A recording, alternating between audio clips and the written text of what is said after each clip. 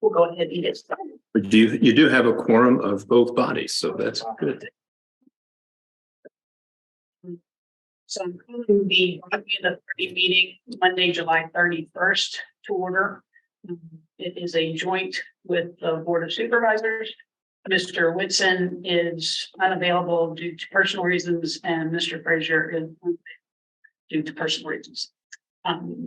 If we can stand for the pledge of allegiance and a moment of silence.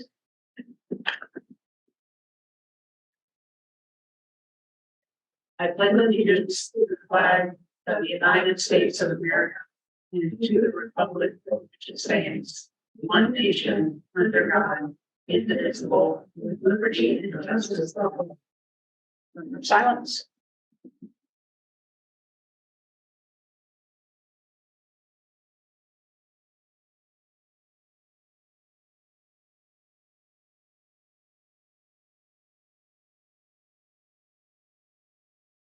Thank you.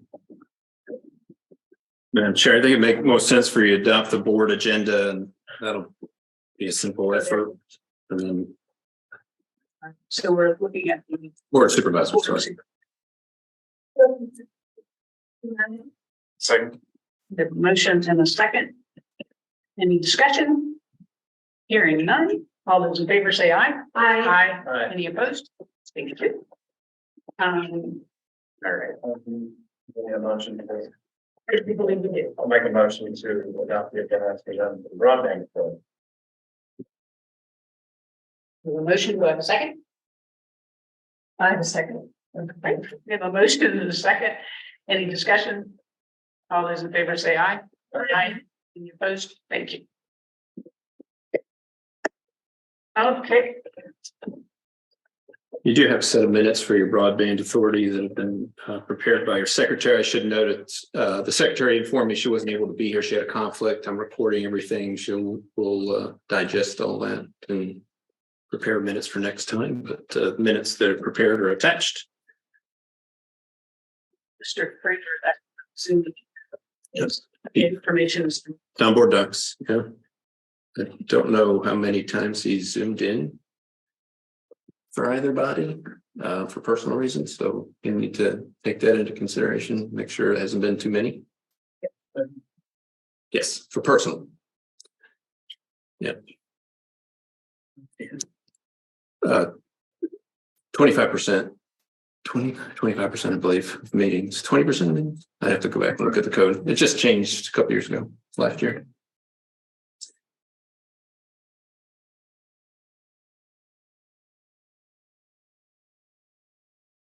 I'm sorry. So minutes for adoption. So everyone had a chance to.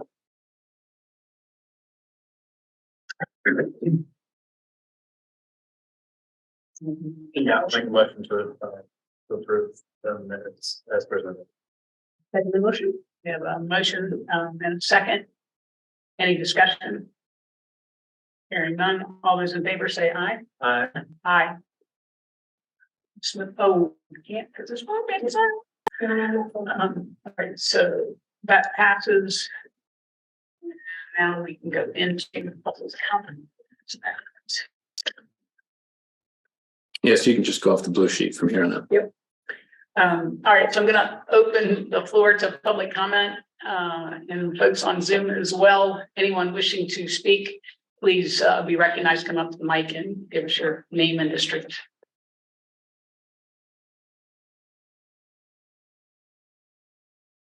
Seeing no one in the courtroom, anyone on Zoom wishing to speak, please raise your Zoom hand so you can be recognized.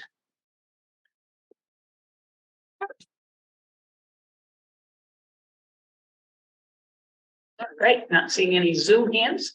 I will close public comment. Moving right along.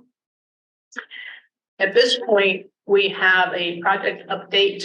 Mr. Rosner was caught in another meeting, and Mr. Inez, and Tom, if I'm pronouncing your name wrong, please correct me, is on Zoom and ready to present. Yes, good evening. So, yeah, Kyle was doing a site visit for Congressman Whitman on the other side of the state and is not going to be back at his computer for a little while. So I'm filling in for him. Happy to follow up with Kyle for any questions that I may not know off the top of my head, but I do have a couple of slides to go through. I believe, though I was not in the meeting, that some folks from Rappahannock County joined the regional update last week. So apologize if some of this is repeated. And I also know, in that group, or in that group setting, maybe you didn't get your questions asked or whatnot. But if there's any, questions after my presentation, happy to follow up afterwards. And let me see if I can get our screen share going.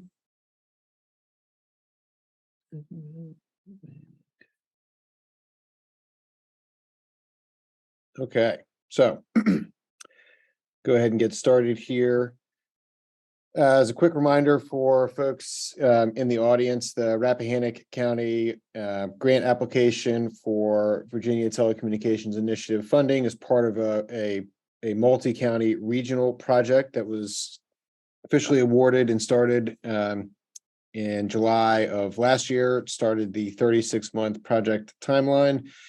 Overall, in the region, we're adding 3,100 miles of distribution fiber, middle mile infrastructure. That doesn't include all of those long drops that we're making available at competitive rates. And overall, this will bring broadband to just under 42,000 unserved locations.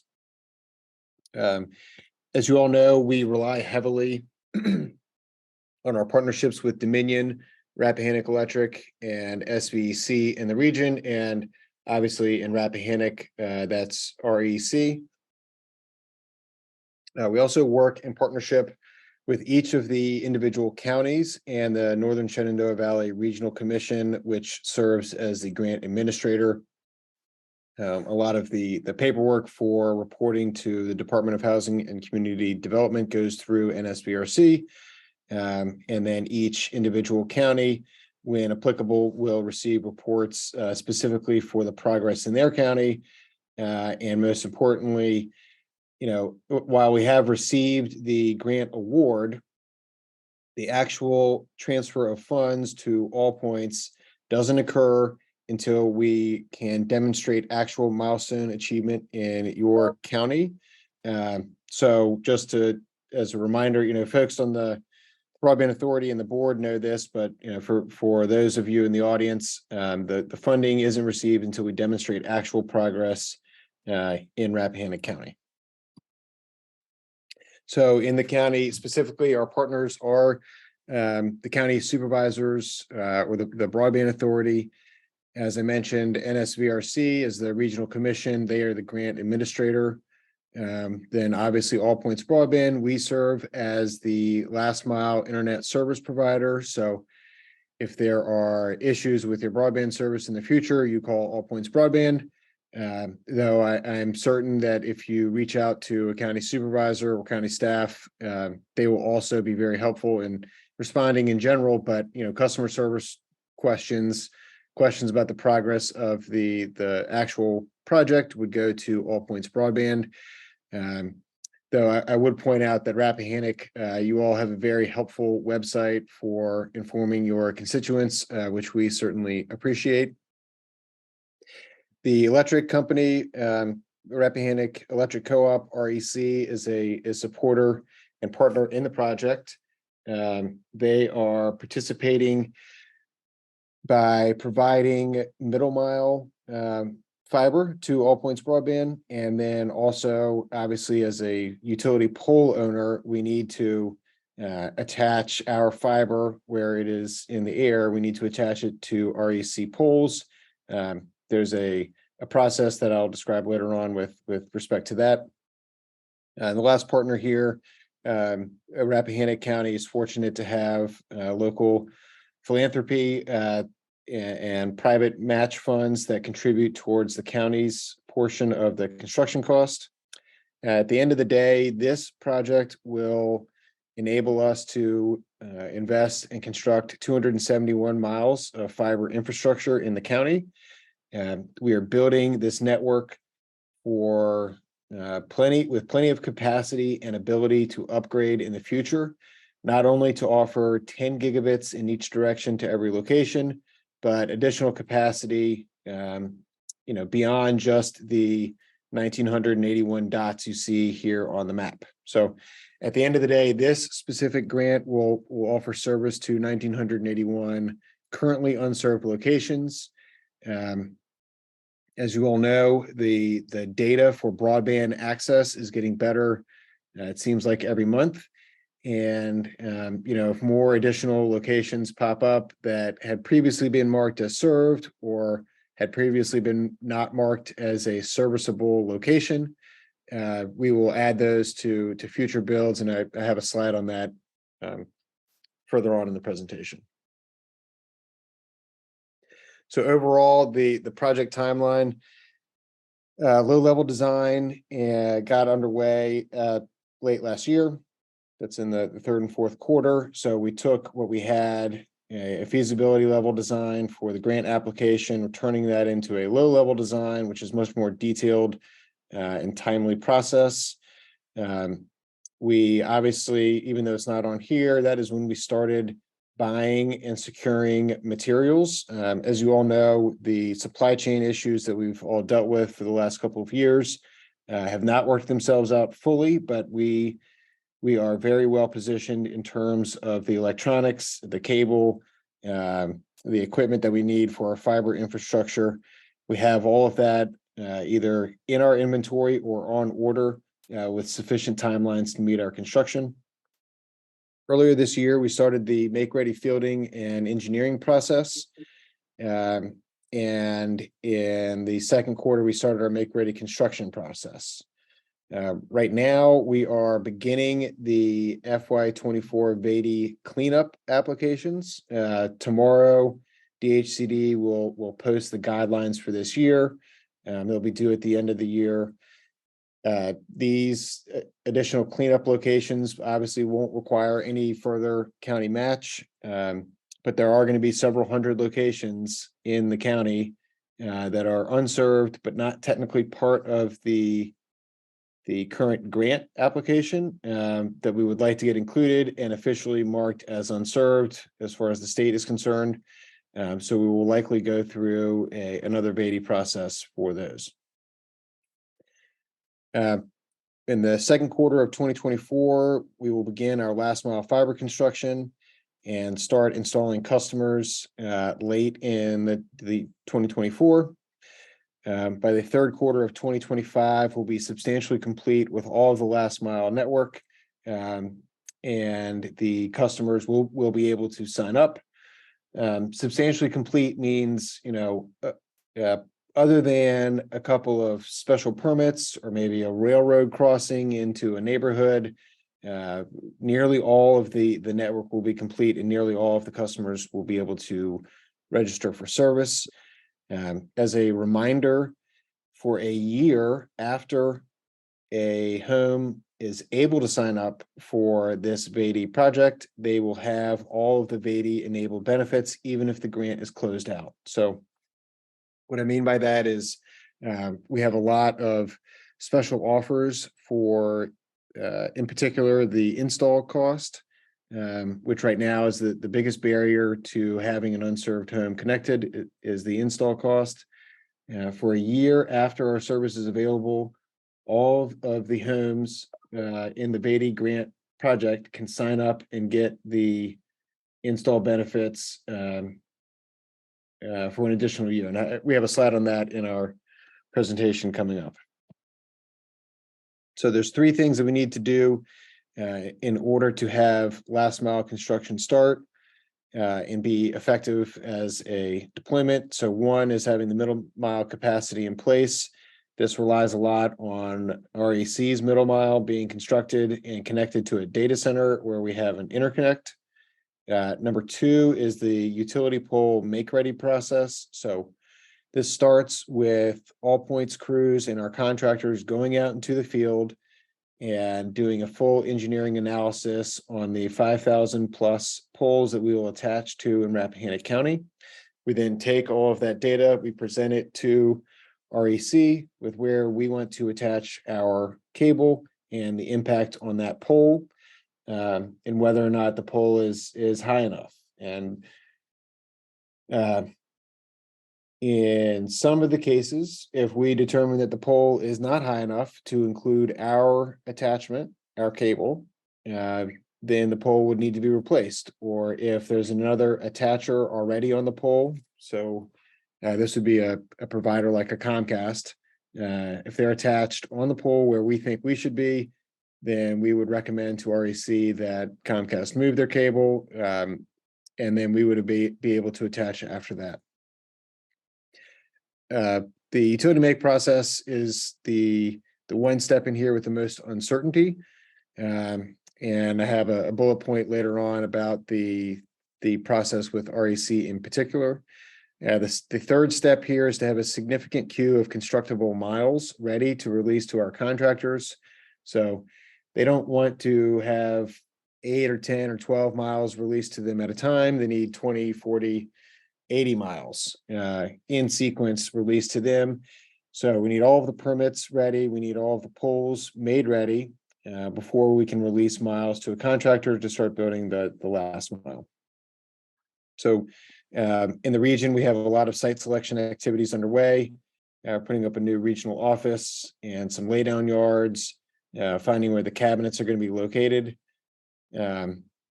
We have already started fielding tens of thousands of poles in the area to begin that make ready process.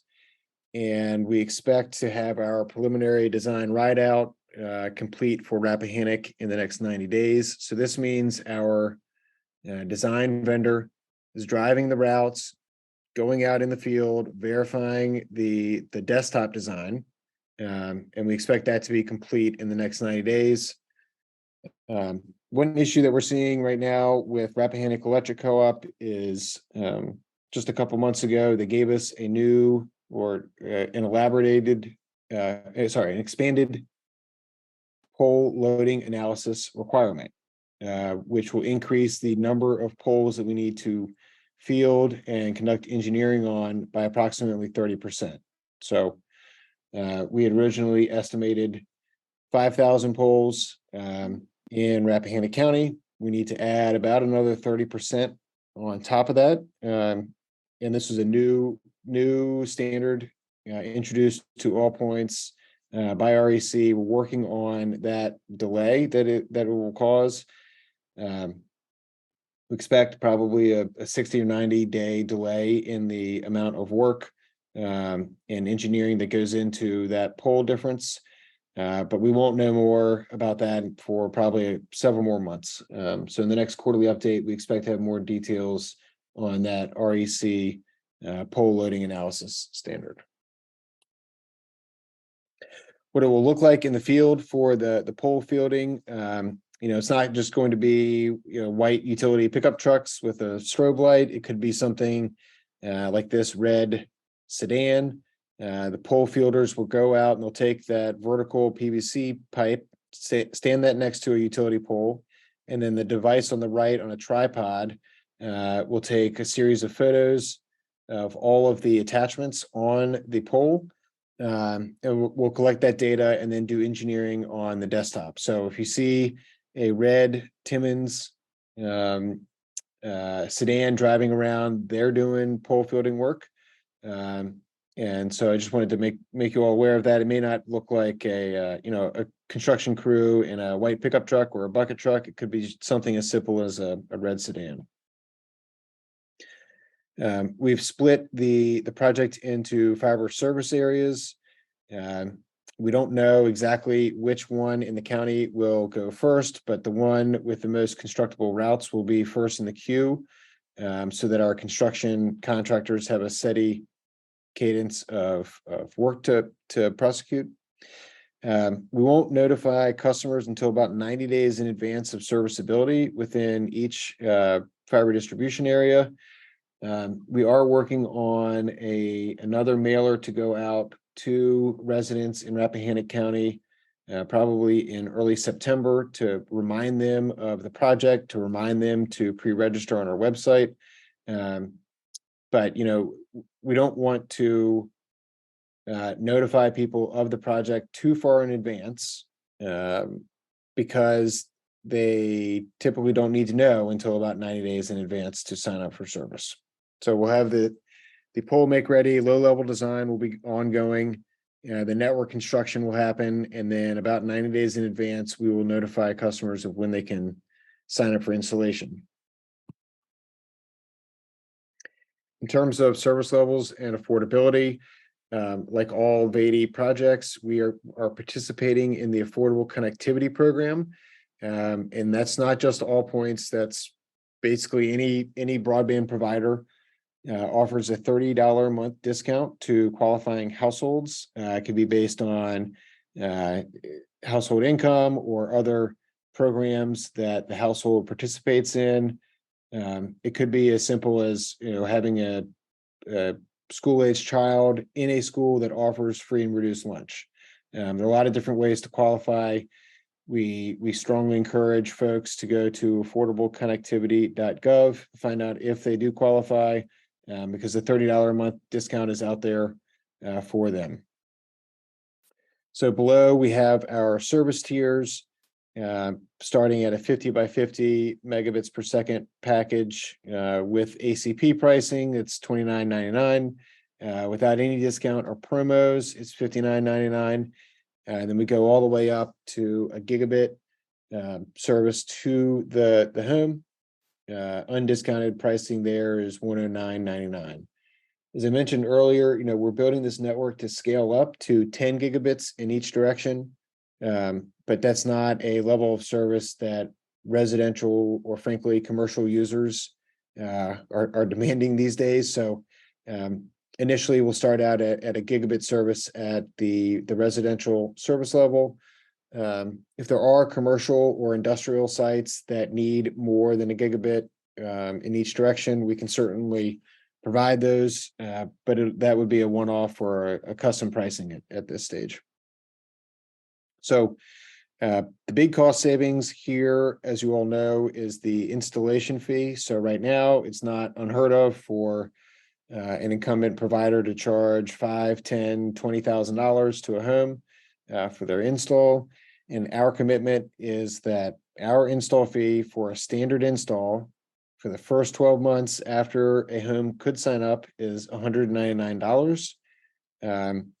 Now, if we tell you a homeowner, we say that the standard install is following the electric line and it's aerial all the way to your home, and you want it to go underground and around to the back side of the house, and it's something different than what we recommend, then there would be a transparent per foot cost associated with that type of install. But a standard install typically follows the electric utility path. Is going to be $199 for the first 12 months. And then after that, we would do the same cost for a 500-foot install.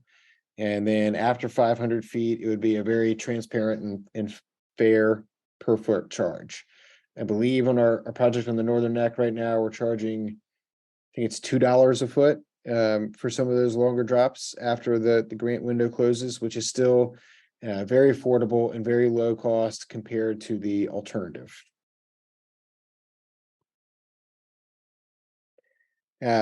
So as I mentioned, in Rappahannock, there's probably several hundred locations that we need to include in our current grant application. A couple of the ways that we came up with the original locations was we did field inspections. We received some information from the county. We conducted a lot of surveys and did some crowdsourcing. But at the time, the way that the national broadband map showed service was on a census block level. So if one location in the census block was served, then the whole census block was considered served. And we all knew that that was not accurate, but it was the best information that we had. And now the national broadband map is based on a locations service. So whereas before you could see serviceability down to the census block, now you can go to an individual address and click on that on a public map and see which providers claim to have service there or not. That is a level of detail that was not available to us, as we all know, when we put this grant together. And every month or so, the federal agency is updating that data. We can take the most recent data publicly available and determine that there are more unserved locations that are not technically in the grant application right now. Also, in particular, in Rappahannock County, Gary has provided a lot of information about where service is not provided, but maybe outside of the grant application. And, also as a reminder, the incumbent providers who are in competition do not want to make this available, this public information available or all that accurate. And so those are some of the factors dealing with how we got to an additional grant application or private investment from All Points, which we'll get to in the next slide. So the FY22 grant is set for specific locations included in the polygons and the shapes that we had in the application documents. And we can't use that funding to go outside of the project area or to fund other locations, even within the polygons. And there are a couple of ways that we can get at the remaining unserved. One is for All Points to just do our own private investment, which we plan to do for 383 identified locations. The second is, the acronym is LECAP. This is the Line Extension Customer Assistance Program. This is also offered by DHCD on a case-by-case basis for locations within an incumbent cable service territory, but are considered unserved. So let's say a homeowner got a quote for $12,000 and they are in the middle of a Comcast cable territory, and it would be cost prohibitive for All Points to add them to a grant funded area. Then that homeowner, if they met certain qualifications, could apply for $12,000 from the LECAP program to subsidize their install cost. Is there a question? No, sorry, that was a comment. So this is not a process that is driven by the county or by incumbents, but it is really, it's driven by the homeowner with some encouragement by the county. Most people don't know this program is available. We try to get this out there and let people know about it. But this is an option for locations, isolated locations within cable territory that have exorbitant install fees. Third option is the FY24 VADI application. Until recently, we didn't know when the VADI timeline would be posted or when the applications would be due. They're going to post those guidelines tomorrow, but it's looking like the applications are due towards the end of the year, and they'll make a decision at the beginning of next year. Under no circumstances do we need more local match. That is not part of the FY24 VADI strategy, but there are some things that we need at a base for DHCD to confirm that the locations we've identified, that the county has identified, are actually unserved. We would put that application together and submit it in December 19th.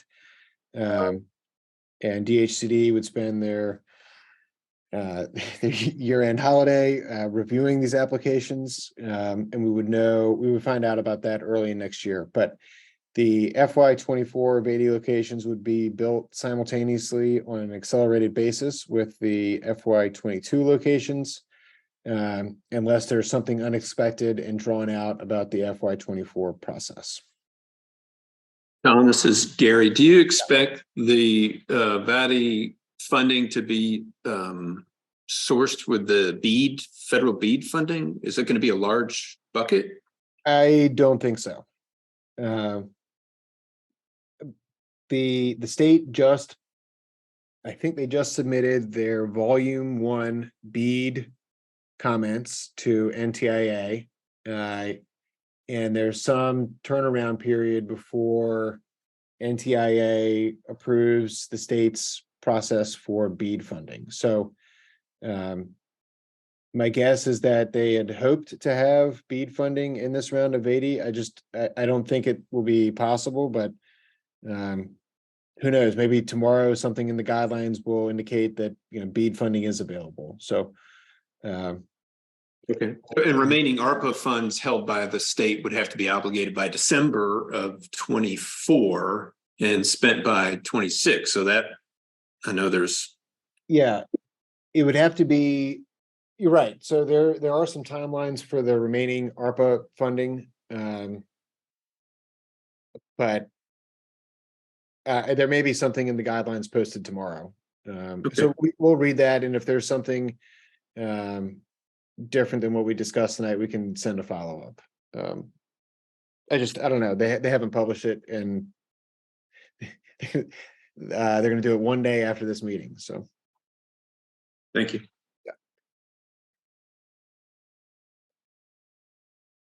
So right now, if homeowners go to apbfiber.com, you put in your address and click the check address button, you will get a notice that says you're inside of a planned service area. And we strongly encourage folks to continue to put their information in and click the submit survey button, just so we have your name and your email address associated with your service address. And if you get a notice that does not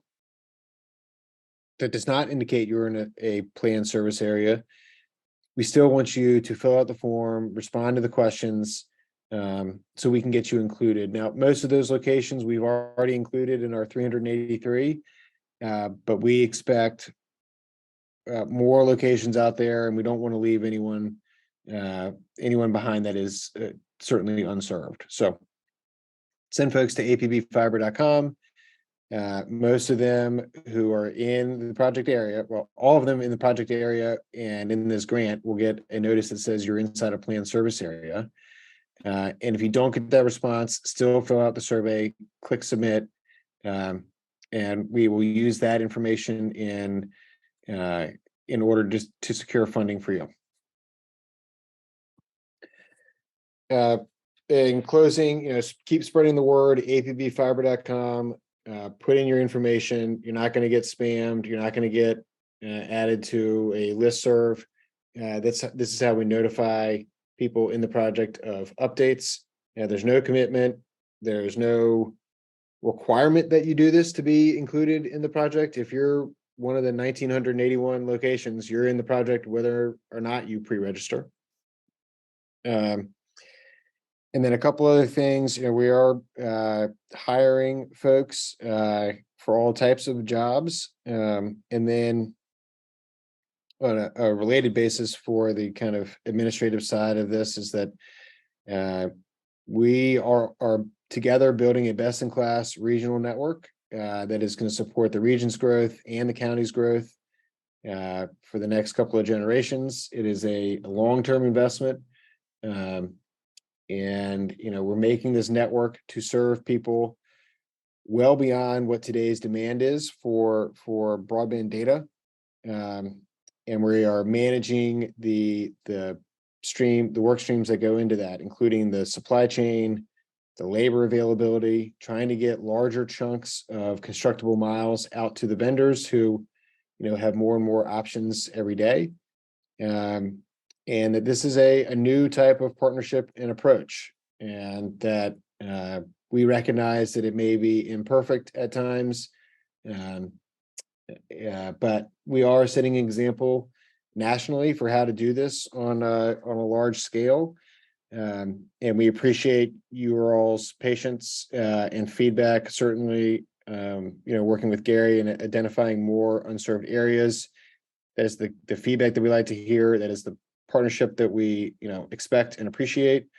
And we all recognize that broadband is super critical. We're trying to get it to everyone in the region as soon as possible.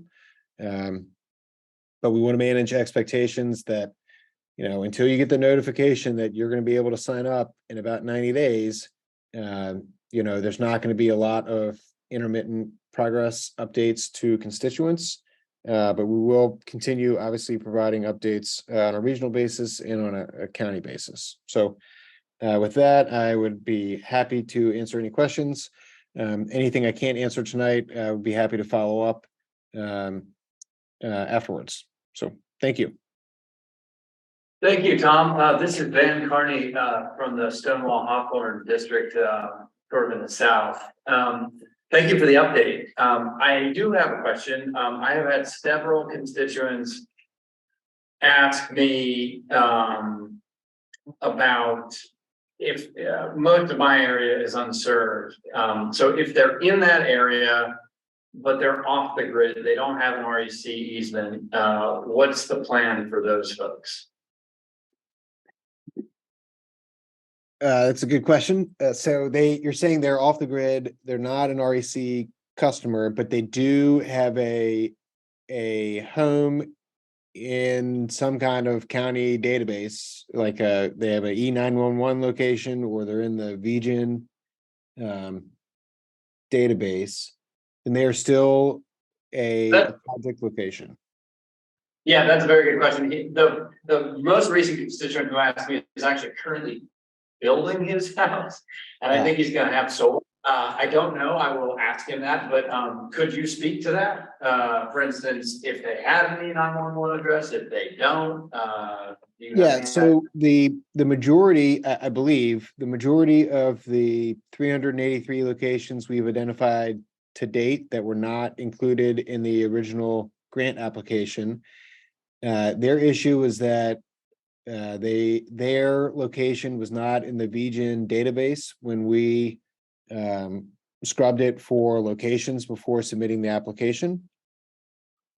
But we are going to find a way. We're going to do our private investment and probably do VADI FY24 for those locations. For someone who is building a new home, whether or not they are an REC customer or have solar panels and they're not connected to the grid, if they're building a new home, and you hear about that, that is one, to email me or Kyle to make sure without a doubt that they're included in the next round, but they typically wouldn't have been included in the grant application that we put together in 2021. Unless the parcel was subdivided and that was clear in the VGen database. So if it's a new parcel or a new construction that didn't have a home on it before, it wasn't a broadband serviceable location, then they need to go to our website and pre-register and leave those kind of comments in the survey. Because if they're not a location at the time of the grant, then they wouldn't have been included in this current round. Okay, so thank you. So for instance, if they weren't, would they still then be available to just once the project's done, to just then go in the back end, even if they don't have the REC easement, and just purchase it from you guys? Is that possible? Yes, they could. Yeah, certainly they can do that. Okay, but, that's what I thought. Yeah. We really want to, especially a location like that is off grid, which may have a very long drop. We definitely want to include that location in a grant project. So, because the locations in the grant project are the ones that get the subsidized drop cost. So we want to make sure that they're included. Otherwise, they're not going to benefit from the drop cost savings. Thank you. I see Mr. Fraser has his hand raised. Mr. Fraser?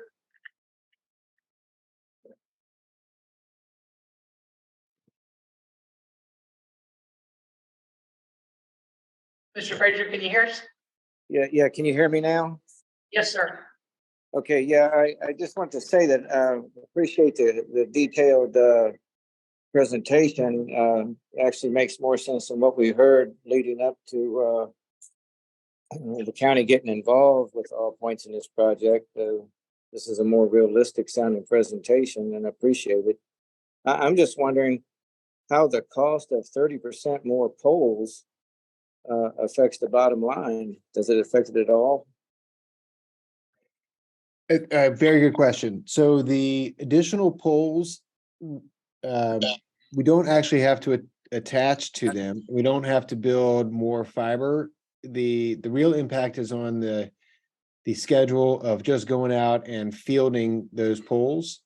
But there's no additional cost for attaching. So the cost there is the engineering of additional poles, but that cost is borne by all points. It's not passed down or increased to the county or the state. And we are working with REC to try to bring those costs in. So yes, the cost goes up, but it's not a major impact on the project. The major impact is more on the timeline. And so what we do for pole loading analysis is typically if the line of electric poles are let's say if you have two lines crossing, so a north to south line and an east to west line, and our cables are going on the east to west line. What you would typically do is analyze the pole on the north-south line on either side of where we're attaching. So it's not a pole that we're attaching to, but it's adjacent to one. And so typically those are the only poles you would do this type of pole loading analysis on. In the REC territory, we're doing that analysis on just about every single pole. And it is increasing the total number of poles that we do analysis on, but not that we actually attach to. So that's a long way of saying, we don't expect the cost increase to be that substantial. It's more of just an extra time to go out and field poles and do engineering work on. I see. Well, I appreciate that answer. I guess we'll just have to wait and see what these body guidelines are for the rest of my questions. Yes, sir. And that the REC poll, that is a topic that we're working on. It feels like every day. And then of course tomorrow, if there's anything out of the ordinary with the Beatty guidelines, good or bad, we'll share that with our county partners. Thank you. Thank you for joining us today, Tom. My question pertains to the Batty kind of follow-up application that you all are proposing. Do you have experience putting these together for other projects that you've worked on, and what's been your rate of success with that? And what do you expect the dollar amount attached to that application to be? So yes, we've done these types of, I'll call them cleanup applications. So, a second application in the same county or region. We did this in the Northern Neck, where a couple neighborhoods that we identified that were marked as being served when we put the grant application together. And it turns out that when the national map changed from census block to location, a lot of those neighborhoods dropped out.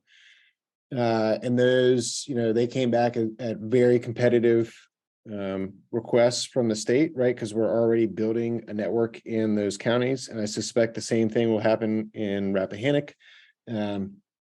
But we're a little early in the stage to know exactly the dollar request. But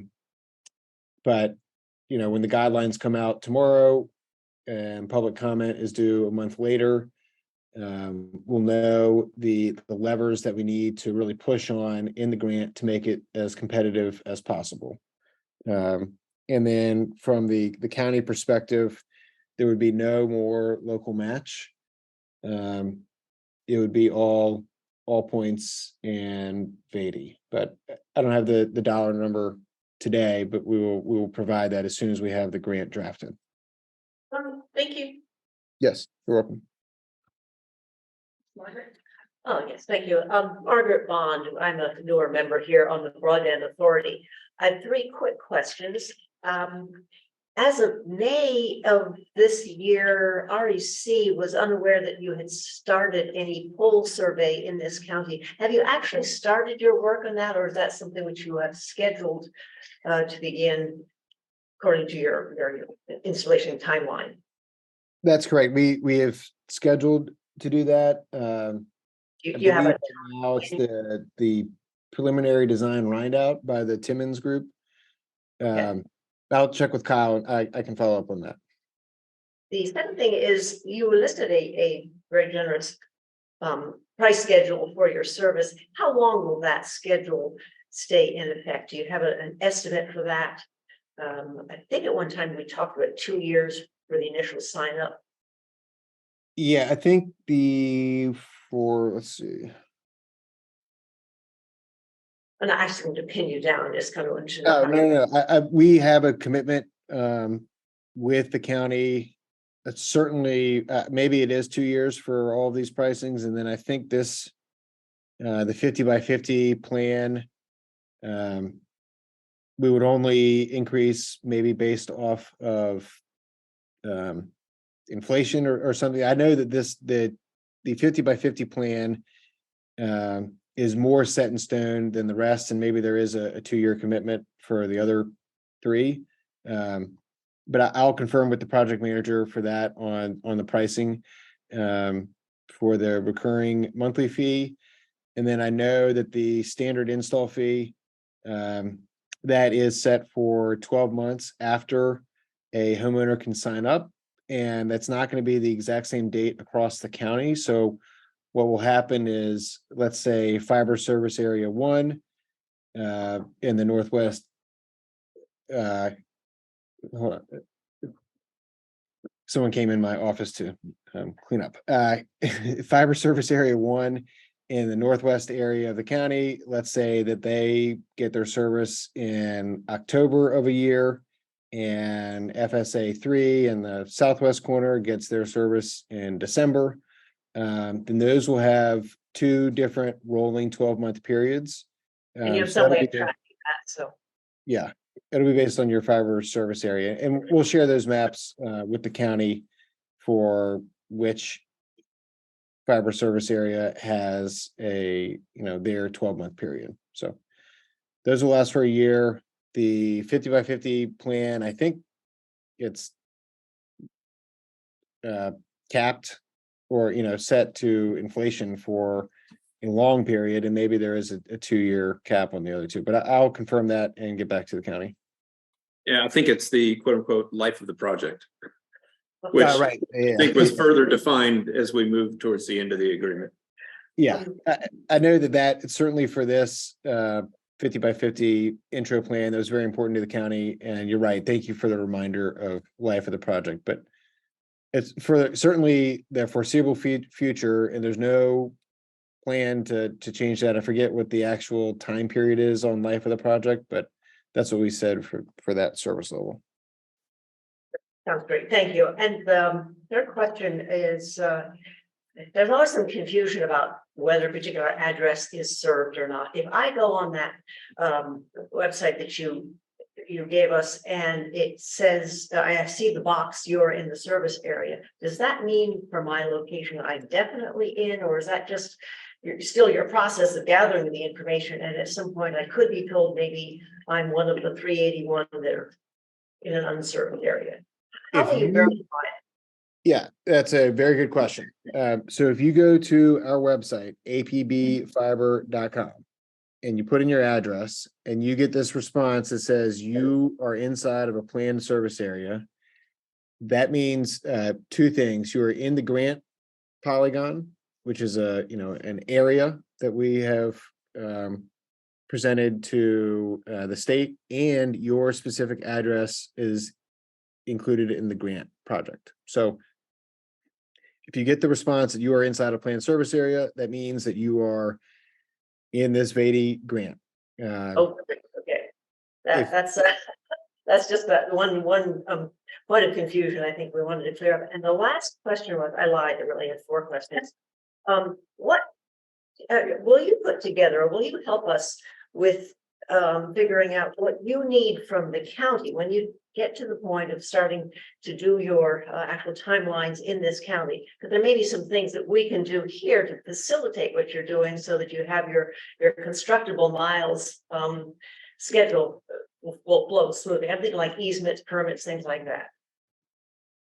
So I appreciate that. And we do, when we get into specialty permits, or easements, in particular, we really try to stay in the VDOT right away for mainline construction. But obviously, when we're doing drops or installs down, private roads or in someone's yard, those do require some private easements.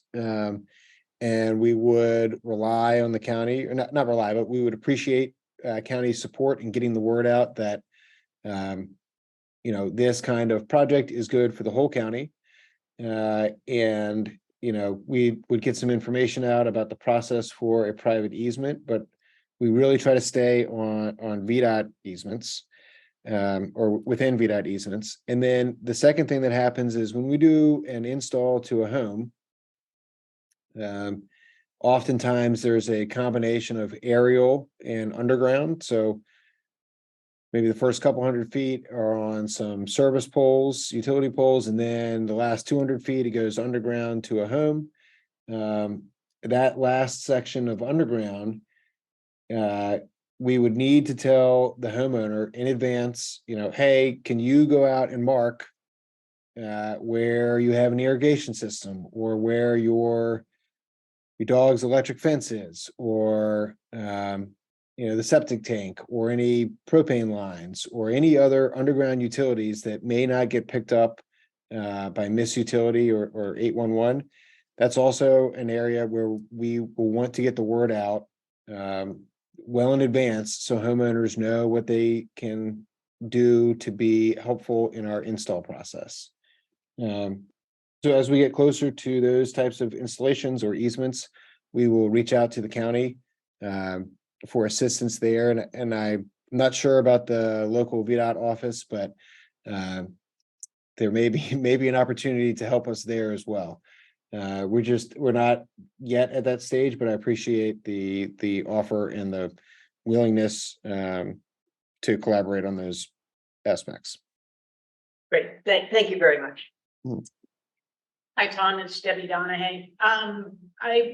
This question is probably one you can't answer, but I am very interested with everybody in the state trying to get fiber within the next few years. How many fiber pulling contracting firms are out there? And do you foresee any issue with it all kind of coming into a bottleneck at some point? So there are a lot of contracting firms. There seem to be more popping up every day in anticipation of the BEAD funding. And we are a little bit ahead of the curve in Virginia relative to other states in terms of having the actual demand for construction, now or within the next, year. And as we see that pick up in other states, it is going to be more difficult to attract vendors. That is why we want to have larger bundles of constructible miles to present to a contractor, because they like to see several hundred miles, spread over a region, as opposed to 10 or 20 in one county here or there.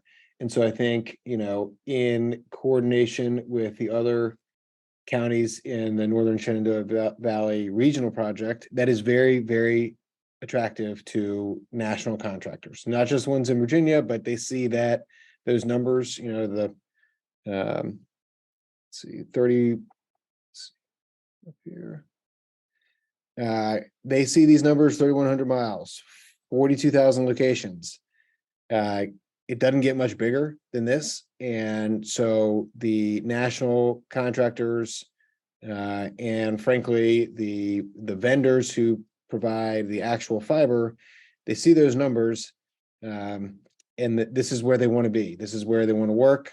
This is where they want to set their crews up. And we are fortunate that they are asking us, to be part of the project, as opposed to the other way around, where we're trying to find contractors or find vendors who are willing to sell us a couple 100 miles. They see this number and they want to be part of this project. So that was part of the strategy overall at the beginning, to get the biggest project we could, because we knew that it would be very, very competitive across the state and across the country. So that's one part of it. And then the state, they have us fill out labor reporting forms and a strategy for maintaining contractors across the project. And so as part of the grant application, you have to identify your strategies to come up with mitigation for supply chain and for laborers. And I would say that the supply chain is a little bit easier for us to handle, because that's mostly a balance sheet activity where we can order 1,000 miles of cable to arrive every 4 months at a warehouse, in Front Royal, and be allocated to just this project. It is a little bit harder to nail down the construction vendors over a long period of time, but when you show them this many miles to build in one region of the state, this is very, very attractive for them.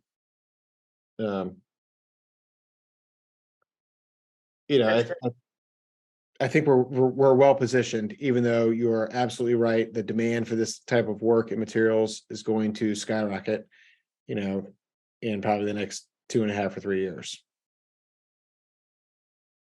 That's comforting. And the other thing I'm wondering, I have had some citizens that have asked if they want, if they are in the grant, but they have more than one location on their property that they're going to want fiber run to, how that will work. Let's say you have a couple of guest homes or something on your property. Yeah. And there's, that happens I wouldn't say a lot, but that's a pretty regular occurrence, especially with, some larger parcels. I will follow up with our sales manager to make sure that I get the right answer. I think that, if the buildings are very close, we would probably just do one service account and do the drop to both buildings at one time. And then if there's an actual, like a material distance between the two, it may be set up as 2 accounts, which helps us manage the service tickets, especially if there's 2 independent cables going down to one ultimate address. But I'll follow up with our sales manager to make sure I have the right answer for that question. But it's a very good question, and it happens pretty frequently. Thank you. And the last thing I have, when we had our last meeting, Mark Taunton from REC was on the line. He said they're also going to do some customer heads up emails or letters that basically say we're going to be updating polls or whatever in your area. Yeah. Are you coordinating you had talked about maybe sending something out in September. I just want to do everything we can possibly to not confuse the population on what's happening and when. So I didn't know if you and REC work together on your mailers or how that works. Yes, we coordinate with Mark and share, the project area polygons and the addresses to make sure that they only send letters to their members that are in the project area. Because it goes both ways. They don't want to send out a letter to all their members in the county saying, hey, great news, we're bringing you broadband, and have it go to an address that's not actually in the project area. So we share that information with Mark and their PR team. And and coordinate that to reduce the confusion. But yeah, yes, you're right. We coordinate with them and they will send out letters, on their own letterhead talking about their participation in the project. And we do our best to make sure there's no conflicting information and that it actually goes to the right addresses. Great. Thank you so very much. Going back around, does anybody else have anything else for Tom? Just thank you very much for a very thorough update. It answered a lot of questions that I had coming into the presentation. Thank you. Welcome. Thank you very much, Mr. Curry. Are you good? I just wanted to ask a follow-up question. At our last meeting, somebody said that there's a lot of work going on in Culpeper County right now. And that it may be that since there's cruiser in place that they may just come through the county from Culpeper County at 522. Is that something you all currently have planned or have you disseminated that information?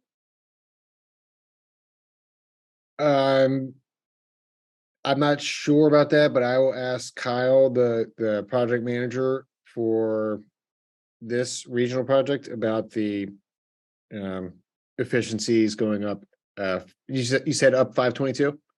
It is at 522. And the other area that I always wonder about is 231, because that was not part of the original project, nor was the far end of Sperryville right before the park. That's considered somewhat served by Xfinity, Comcast. But in your bid to reach a lot of other locations, I know 231 was folded in to a polygon, and I'm just not clear how you intend to reach those homes. I think it would be, well, it may be helpful if you're interested in seeing how those additional addresses would be included in the overall project. We could set up maybe a screen sharing call and look at a map and make sure we're getting all of the additional locations on 231 or outside of Sperryville. But off the top of my head, I'm not sure about that specifically right now, but we'd be happy to follow up and do a screen sharing and make sure we don't miss anybody. Okay, and that's fine. Or if you just want to find out, because 231 was not on the original REC mapping for the backbone, the fiber backbone. So if it's not served by the fiber backbone, I just was wondering how you'll have to get.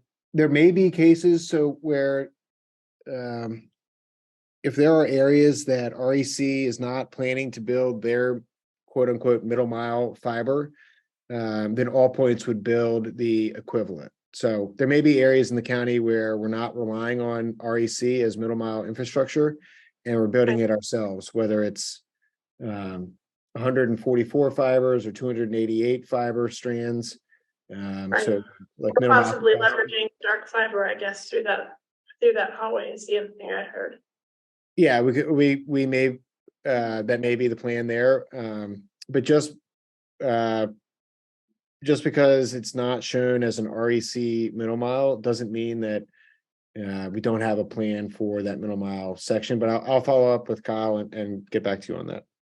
Okay, great, thanks. I'll shoot you an email with the specifics. That would be very helpful. Thank you. Thank you. Tom, Gary Curry, one last time. So you mentioned the fiber service areas, and that you have a plan that is developing as we speak, and those fiber service areas are served by fiber, REC, middle mile, and then your own middle mile. At what point do we get to peek behind that curtain and see where those lines are on our map? So when we do the first Beatty milestone submission for the low level design, we will set up a meeting with you, pull up the design on our GIS software and share the screen and go through all of the routes and the cabinets and locations and splicers and zoom around the entire county. and we can see and show you anything that you want to see on the GIS layer. And we do that in advance of submitting the remittance request to DHCD. So we would schedule that with NSVRC because they're the grant applicant, and then you would participate in that meeting to look at all of the design. So Okay, thank you.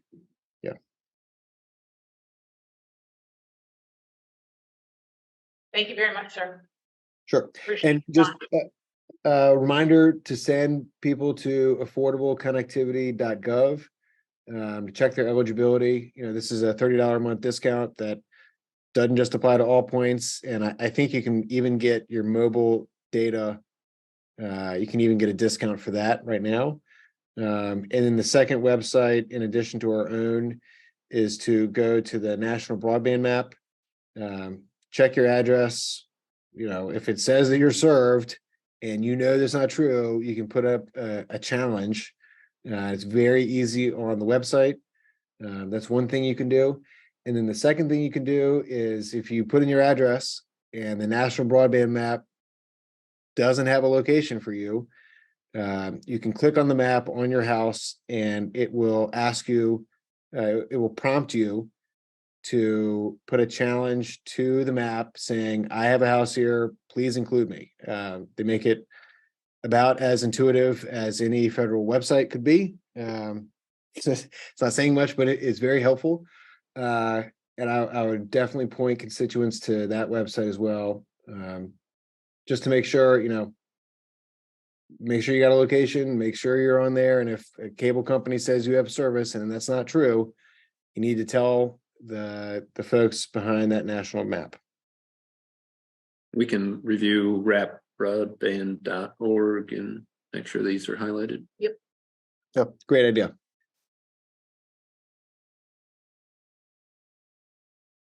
Move from this agenda item onto the treasurer's report. Okay. 1 second. You can tell them. Treasurer's reports for June and July are posted. July is essentially a copy of June because there wasn't much happening.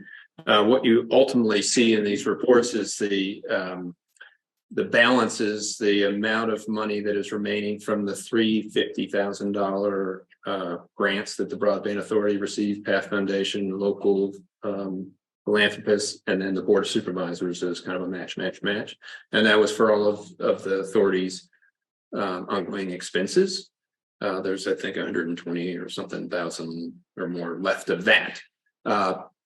The funding that is being paid to NSVRC on a quarterly basis is not ending up in the Broadband Authority's bank very long. So the draws that have just happened or about to happen, those are pledged support from the Vegas Foundation. We're coordinated with them, and so the money might be wired to the Broadband Authority's bank on Monday, and your treasurer will wire it out on a Tuesday. And so your local philanthropist wanted to hold that money as long as possible because they're an expert in investing, and governments have very tight restrictions how we invest. And so that makes a lot of sense, and your agreement speaks to that. There's another round of Path Foundation that will come in on the second year, and so that's all scheduled out to flow through the system. So that's all happening, and your treasurer and I are managing that. Thank you. But you don't ever really see that money in these reports as being in the bank because it's in and out so quickly.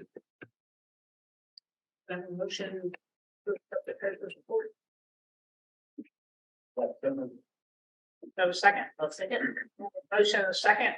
Any discussion? All those in favor say aye. Aye. Any opposed? I don't know if Mr. Fraser voted.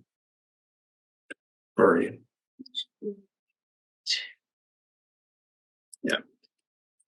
His attention might be distracted at the moment. Oh, there he is. Aye.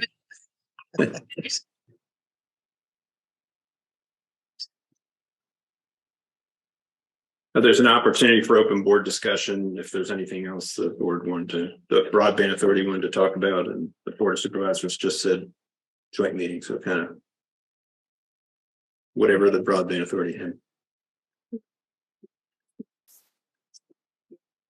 I want to make sure I clarify this. We decided at the last meeting that we need to identify the Comcast areas that are not covered by the body ones. And I think you, but really, we talked about doing it. I think we've actually come up with those numbers. So you heard Tom talk about the FCC mapping. Yes. And so I use the FCC mapping, Comcast mapping that's available to me under NDA, and just aerial photography to really suss out at as a fine detailed level as I could those homes that are near Comcast but don't have Comcast. Well, there's that 381 or 3 or whatever. That's a number of different things that weren't in the VGen database. They might have been in the middle of the polygon. I think some of them could have been, just didn't get picked up. But that's the totality of those homes will be included between the 380 whatever and body 2024.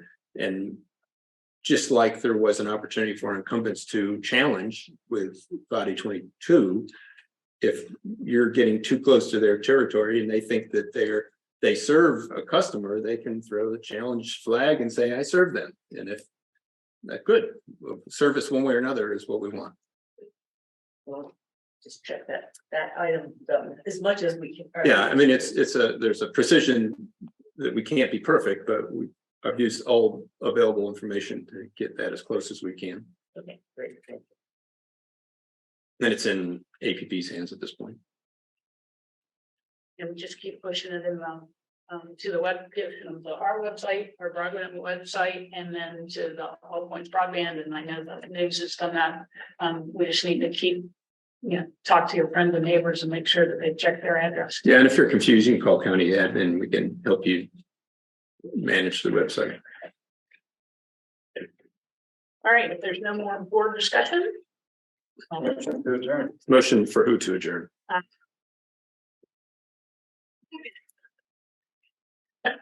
We have a motion, a second for the Board of Supervisors to adjourn.